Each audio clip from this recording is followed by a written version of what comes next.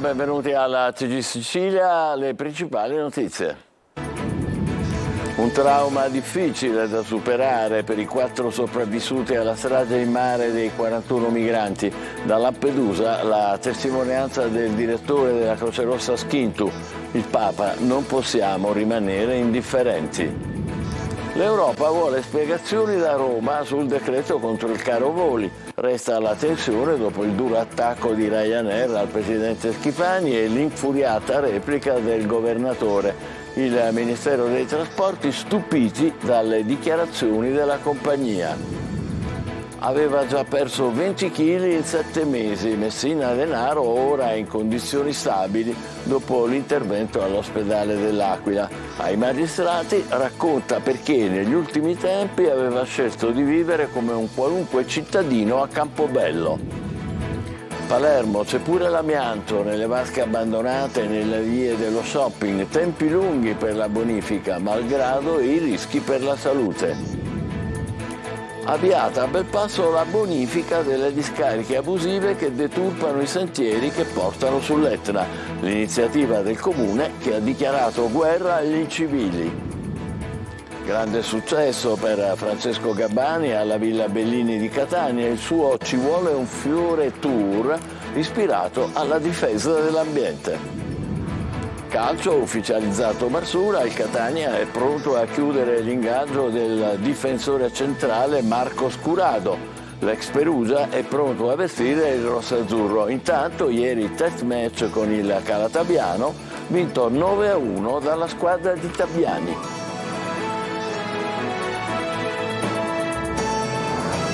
Bentrovati, una delle estati più nere al largo di Lampedusa, dove in 24 ore, le ultime 24 ore, ci sono stati 1000 arrivi di migranti. Naufragi continui, costanti le tragedie del mare, ieri 41 morti e 4 sopravvissuti. Marco Carli. Più di 30.000 sbarchi da giugno ai primi 10 giorni di agosto. La stessa cifra è stata toccata nel 2021, ma in tutto l'anno. Numeri che danno il senso di quella che è la situazione a Lampedusa in questo anno così difficile, con record di caldo e con record, appunto, di sbarchi. Nel solo mese di luglio 23.639. La morte accertata in mare di 1.800 persone in meno di 8 mesi, 160 negli ultimi 4 giorni, per una delle estati più nere per l'emergenza migranti e in generale per l'isola delle Pelagie. L'ultima tragedia distante meno di 2 giorni. 41 morti e 4 soli superstiti che hanno vissuto un'avventura straziante. Siamo riusciti a sopravvivere perché nella barca alla deriva che abbiamo trovato, raccontano, c'erano 4 bottiglie d'acqua e mezza scatola di biscotti.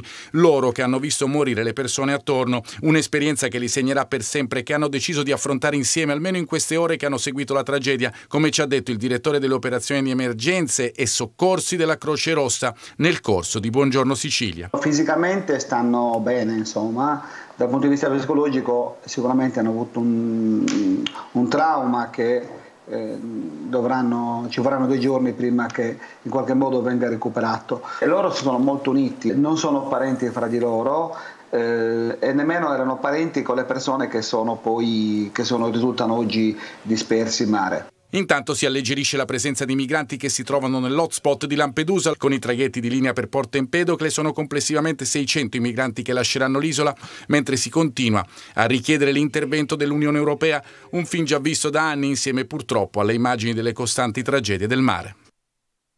Non rimaniamo indifferenti davanti a queste tragedie, preghiamo per le vittime e i loro familiari. Lo ha detto il Papa in un tweet dopo aver appreso con dolore la notizia del nuovo naufragio di migranti al largo di Lampedusa. Caro voli, è scontro aperto tra il presidente della regione Schifani e il numero 1 di Ryanair sulle tariffe dei biglietti per i siciliani. Il ministro Urso disponibile a rivedere il decreto che calmiera i costi, ma il Ministero dei Trasporti si dice stupito dalle affermazioni della compagnia irlandese. Lorena Dolci. Cita Harry Potter e il regime sovietico, gli algoritmi e il colosso Netflix. L'amministratore di Ryanair, Harry Wilson, da buon irlandese, infarcisce di parolacce la sfuriata contro il decreto che ha messo un tetto al caro voli, e molte sono all'indirizzo di Schifani. Qui è Ryanair che vi parla e non le manda a dire. Volano scintille nel botta e risposta, con il presidente della regione che risponde a tono: tariffe scandalose, spazzatura e vessare i siciliani. Lavoriamo ad un terzo vettore che favorisca la mobilità. Risultato: prime pagine dei giornali, tariffe per ore invariate e il faro della Commissione europea che si accende sulla stretta decisa dal governo per calmierare i prezzi dei voli dalle isole. Nel mezzo, a fare da piacere, il ministro del Made in Italy Adolfo Urso, che si dice disponibile a migliorare il decreto, quasi una retromarcia. Proprio quel decreto che, secondo il numero 1 della più importante compagnia low cost, è una norma ridicola e illegale che interferisce con le leggi del libero mercato, una roba populista, insiste, e di stampo sovietico.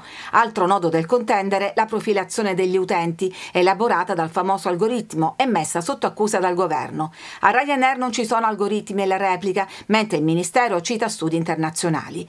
La Commissione europea sembra ammonire l'Italia quando dice che la libera fissazione di prezzi è la migliore garanzia. Lezione numero 1 del costo di economia, a cui si rifà anche l'imprenditore della compagnia aerea, che prevede che il decreto avrà l'effetto contrario. Se interferisce e restringi i prezzi, spiega, le aziende se ne vanno da un'altra parte. È irlandese, ma vale come mezza parola. Ha perso 20 kg in 7 mesi a causa del tumore. Ora Messina Denaro è in condizioni stabili dopo l'intervento all'ospedale dell'Aquila. Il boss ha raccontato ai magistrati il motivo per cui negli ultimi tempi aveva scelto di vivere come un cittadino comune in mezzo alla gente di Campobello di Mazara. Natale Bruno. 20 kg in 7 mesi, tanti ne ha perso Matteo Messina Denaro, affetto da un tumore al colon con metastasi al fegato, 2 giorni fa operato per un'occlusione intestinale e successivamente ricoverato secondo prassi sanitaria e rianimazione. Per questa ragione i suoi legali chiedono la scarcerazione. Difficile al momento stabilire se il detenuto al 41 bis verrà poi trasferito nella cella ospedaliera dell'ospedale dell'Aquila oppure riportato direttamente in carcere di massima sicurezza di Preturo, che dista 7 chilometri dall'ospedale. Matteo Messina Denaro nega di avere mai ordinato delitti e racconta la sua versione sull'appoggio alla latitanza ricevuto dal geometra Andrea Bonafede, che gli prestò la propria identità consentendogli di sfuggire alle ricerche per anni, di sicuro negli ultimi 2 quelli della scoperta della lotta al tumore. In cambio Bonafede ha avuto qualcosa, chiede il capo della DDA palermitana. No Andrea, no, non c'è questa mentalità. Matteo Messina Denaro parla a lungo con i magistrati della sua malattia, scoperta i primi giorni di novembre del 2020 dopo un'occlusione intestinale e la successiva colonoscopia. Ammette: quando scoprii che avevo questo tumore e quindi mi restava poco, mi sono messo a pensare e ho seguito un proverbio ebraico che dice: se vuoi nascondere un albero, piantalo nella foresta. Allora cosa penso? Ora che ho la malattia e non posso più stare fuori, devo ritornare qua nel mio ambiente perché mi gestivo meglio, non posso fare alla Provenzano dentro la casupola di campagna con ricotta e cicorie. Da quel momento mi sono messo a fare l'uomo libero. Sono i momenti in cui Matteo Messina Denaro decide di abbandonare la caverna. Ai magistrati Spavaldo dice: voi mi avete preso per la malattia, senza la malattia non mi prendevate. Il boss ergastolano, latitante da 30 anni, offre il suo volto migliore. Io non faccio parte di niente, io sono me stesso, risponde. Ma devo essere un criminale, mi definisco un criminale onesto. Questo è un ossimoro, lei sa cosa significa naturalmente, obietta De Lucia. E il capomafia, rivendicando la sua istruzione e la familiarità con i libri, dice: sì, l'ossimoro, la gelida fiamma. Facevamo sempre questo esempio a scuola. 6 pistole semiautomatiche, delle quali 2 calibro 7,65, una con il colpo in canna, e ancora 2 mitra, un fucile, più di 1000 munizioni con un silenziatore e un rilevatore e disturbatore di segnale, sono stati rinvenuti dalla polizia a Catania in via Capopassero al 4º piano di una abitazione. Ecco qua l'arsenale. Tra le armi sequestrate anche un'attrezzatura elettronica specifica per agevolare l'attività criminale e più di 200 involucri di crack e cocaina pronti per la vendita. Non solo cumuli di immondizia. A Palermo, in diverse strade della città, dopo l'emergenza diossina, ora è allarme amianto. cisterne, vasche, pezzi di tettoia, tutto abbandonato anche nel salotto del capoluogo. Marco Gullà. Siamo nel salotto della città di Palermo, via Mariano Stabile, via dello shopping, ma al contempo anche zona molto frequentata da turisti. Eppure queste due vasche di cemento amianto sono abbandonate sul marciapiede da oltre 2 mesi e lo rimarranno almeno fino a settembre, quando nella migliore delle ipotesi il servizio di rimozione del comune di Palermo verrà rifinanziato e ricomincerà a togliere dalla strada i rifiuti pericolosi abbandonati dai palermitani. Ma situazioni simili a Palermo se ne contano diverse, come a Ballarò, Lozenna, Ciaculli, a Sferracavallo, con residenti esasperati che continuano a sommergere di mail, telefonate la RAP, la partecipata, che si occupa della gestione dei rifiuti a Palermo, e il settore ambiente di Palazzo delle Aquile per far togliere pezzi di tettoia, cisterne per l'acqua, fioriere, canne fumarie lasciate all'intemperie in condizioni di estrema pericolosità. Smaltire l'amianto ha però un costo decisamente elevato, fino a 40 centesimi per ogni chilogrammo di materiale da eliminare in maniera sicura. Per una cisterna d'acqua ci vorrebbero circa 300 euro, soldi che impresari edili o che proprietari di casa non vogliono spendere, che quindi spesso e volentieri abbandonano per strada. Ma in città l'emergenza rifiuti continua, soprattutto le periferie sono invase ancora da rifiuti di ogni genere. A Belpasso il sindaco Caputo contro gli incivili che deturpano il Parco dell'Etna e il territorio comunale, potenziati i controlli e avviate le operazioni di bonifica delle discariche a cielo aperto che spesso si trasformano in bombe ecologiche. Emanuela Corsi. Sono vere e proprie discariche a cielo aperto che deturpano la bellezza delle nostre città e dei nostri luoghi e che spesso si trasformano in vere e proprie bombe ecologiche.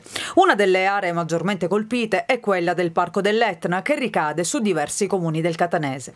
Più volte abbiamo documentato con le nostre telecamere i cumuli di rifiuti riversati in mezzo al verde o nei sentieri di montagna, dove gli incivili si sbarazzano di mobili, sanitari, elettrodomestici in maniera veloce e furbesca, risparmiando così su tempi e costi per il corretto smaltimento.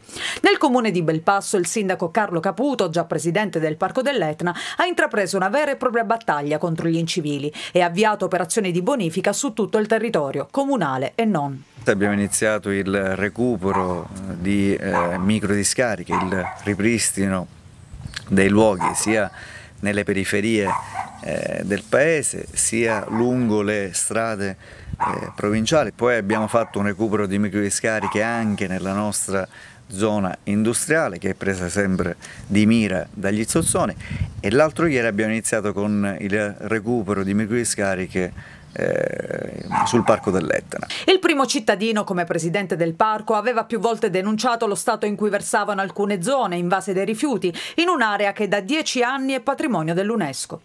Buona parte dei territori che sono sul Parco dell'Etna è competenza dei comuni, quindi è un dovere fare questo lavoro, perché si produce un danno di immagine, un danno economico e un danno ambientale. Un'operazione potenziata anche da controlli capillari e telecamere di videosorveglianza. Sit-in dei Vigili del Fuoco questa mattina davanti alla Prefettura di Catania. Chiedono più mezzi e personale, assunzioni, maggiore attenzione nella gestione delle emergenze, la riclassificazione delle sedi, il pagamento degli arretrati e ancora la tutela sanitaria, il riconoscimento delle malattie professionali e fondi straordinari per la manutenzione. Intanto l'assessore regionale alle autonomie locali Messina ha nominato i commissari che sostituiranno le 147 amministrazioni comunali siciliane inadempienti per quanto riguarda l'obbligo del censimento dei terreni devastati da incendi e l'aggiornamento annuale del catasto delle aree bruciate. Sequestrati a Catania dai carabinieri del NAS 90 litri d'olio d'oliva condizionato all'interno di contenitori privi di etichetta in evidente stato di irrancidimento e 5 kg di carni avicole in cattivo stato di conservazione congelate abusivamente. Il tutto rinvenuto presso il punto di ristoro annesso a uno stabilimento balneare, disposta la chiusura di un esercizio di somministrazione e di un deposito di alimenti. Le attività ispettive condotte su tutto il territorio nazionale hanno interessato più di 800 strutture, delle quali 250 risultate irregolari. Francesco Gabbani porta un fiore alla Villa Bellini di Catania, una grossa margherita per sensibilizzare il pubblico alle tematiche dell'ambiente. Ieri sera il concerto con una scaletta ricca di successi e la riproposizione di cover di grandi autori. Emanuela Corsi. Per fare un tavolo ci vuole il legno. Francesco Gabbani sbarca in Sicilia con il Ci vuole un fiore tour. Sul palco della Villa Bellini di Catania appare una grossa margherita. L'obiettivo dell'artista toscano è quello di sensibilizzare il pubblico attraverso la musica e le parole sulle tematiche legate all'ambiente e al futuro del nostro pianeta. Per fare il mondo ci vuole la terra, per far la terra ci vuole. Un ricco repertorio tra cover di artisti come Endrigo, Battisti e De André e successi del cantautore. Tra questi Occidentali Scarma, che ha fatto cantare e ballare il pubblico della Villa Bellini.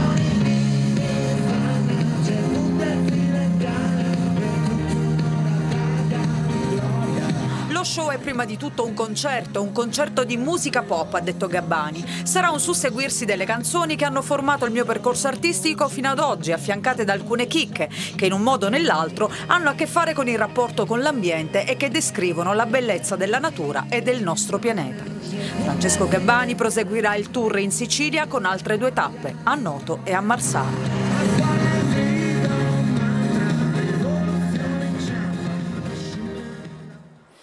A Ispica il concerto del sassofonista Francesco Cafiso al Parco Forza ha inaugurato il mese di eventi culturali in occasione della riapertura del sito archeologico. Laura Curella.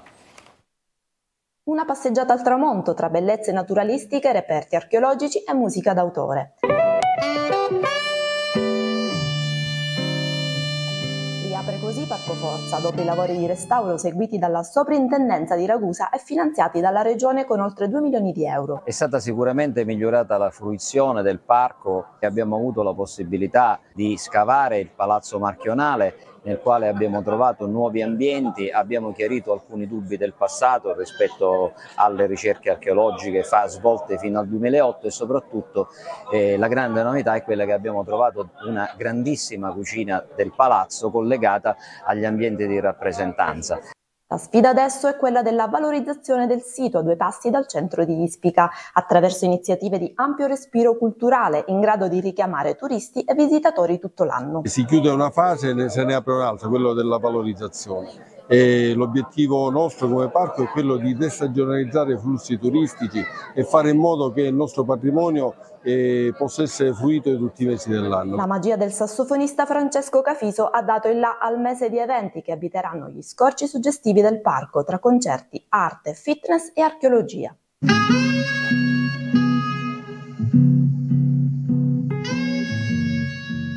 Cafiso, grandissimo. Breve pausa, fra poco per il calcio il nuovo attaccante del Catania, Marsura. State con noi.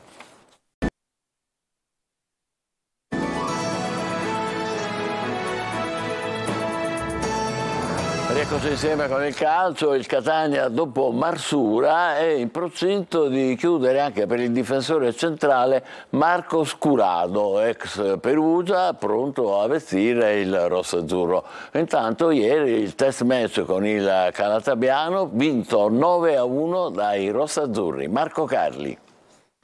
Dal nuovo attaccante esterno al prossimo difensore centrale, il Catania ha ufficializzato il nome di Davide Marsura, l'esterno d'attacco che va a rafforzare il reparto in attesa della prima punta. Marsura, 29enne, arriva in rosso-azzurro da svincolato dopo aver chiuso il suo rapporto con l'Ascoli. 13 presenze, 3 gol in B la scorsa stagione. Attaccante che ama partire largo per poi accentrarsi, molto abile nel dribbling. Il nuovo acquisto vanta in totale 165 presenze, 21 gol nella serie cadetta e 72 partite, 18 gol in C.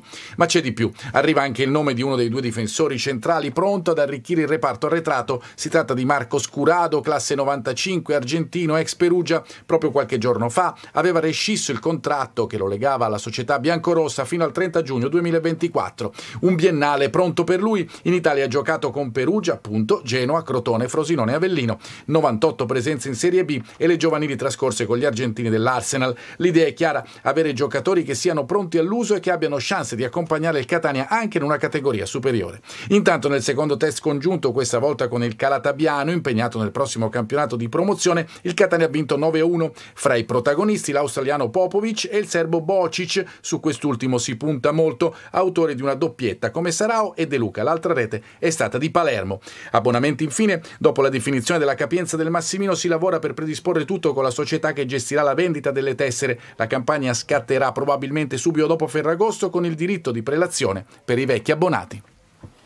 Ancora mercato, ma stavolta andiamo a Messina. Dopo il difensore Pacciardi, il club giallorosso ha ufficializzato oggi l'acquisto del centrocampista trentenne Marco Firenze, che ha firmato un contratto annuale. L'attaccante Vincenzo Plescia ha rifiutato la destinazione giallorossa. Siamo arrivati alla conclusione. TG Sicilia tornerà alle 20. Grazie e buon pomeriggio.